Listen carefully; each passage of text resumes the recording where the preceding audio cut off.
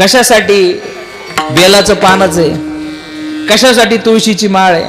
अरे तिकडे सोन्याची मुकुट घालणारे देव आहेत ना, आहेत का नाही? पण आपल्या देवाला काय लागतात? आपला शब्द का वापरला बारकाईने ऐका, थोडस चिंतन, थोडस. परमात्मा पांडुरंगाचीच भक्ती का करायची? आपुला तो एक देव करुणी घ्यावा आमचा विठ्ठल प्रचंड आणि इतर देवाचे न पाहतो, असं का म्हणलं? बारकाईने ऐका.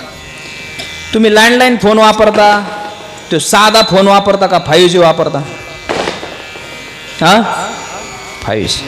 मग लँडलाईनवर बोलणं होत नाही का? होतं. पण 5G काय आजच्या जमान्याचा आहे.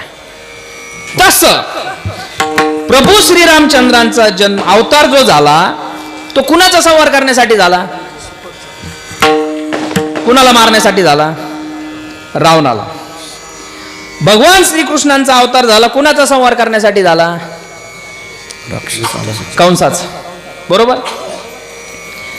प्रभू श्रीरामचंद्रांच्या हातात काय होतं शस्त्र? धनुष्यबाण. आणि भगवान श्रीकृष्णांच्या हातात कोणतं शस्त्र आहे? सुदर्शन चक्र. मग आपण 27 वर्षापासून सप्ते करतो विठ्ठलाच्या नावाने. मग परमात्मा पांडुरंगाचा अवतार कुणाचा संहार करण्यासाठी झाला सांगा? कोणतं शस्त्र आहे हातात? बारकाईने ऐका. तुका म्हणे देह भरिला विठ्ठले, काम क्रोध केले घररीत.